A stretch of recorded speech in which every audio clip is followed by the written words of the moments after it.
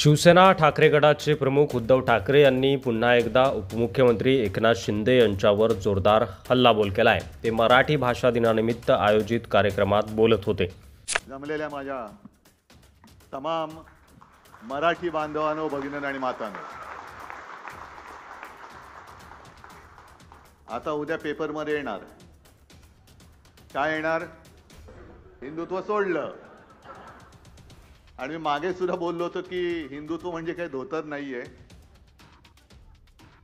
उलट मी तर म्हणेन की जसं शिवसेना प्रमुखाने आपल्याला एक घोषवाक्य दिलं होतं, कारण ती त्या काळाची गरज होती, गर्व से कहो हम हिंदू है, तशीच आजपासून सुरुवात करा। गर्व से कहो हम हिंदू है आहोतच, पण अभिमानाने म्हणा मी मराठी आहे।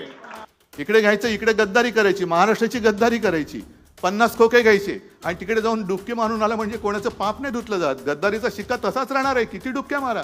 एकनाथ शिंदे हे नुकतेच महाकुंभ मेळाव्यासाठी प्रयागराजला जाऊन आले, त्यावरून उद्धव ठाकरे यांनी त्यांना जोरदार टोला लगावलाय। मला आता गंगेचं पाणी दिलं, मला मान आहे, सन्मान आहे, इकडे 50 खोके घेतले आणि तिकडे डुबकी मारायची, याला काय अर्थ?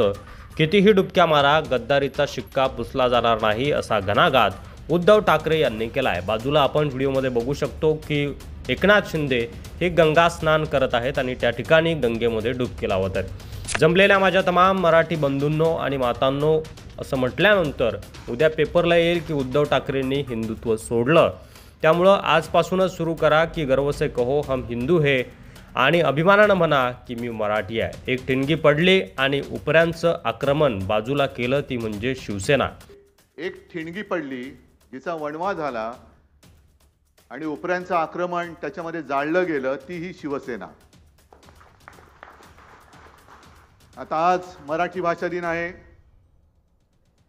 काल शिवरात्री झालेली आहे, त्याच्या आधी शिवजयंती झाली, काही दिवसांनी गुढीपाडवा येणार, मग आपल्या फोनवरती मेसेज येणार happy Shivjayanti, happy Gudhi Padwa, happy हे हॅपी ते।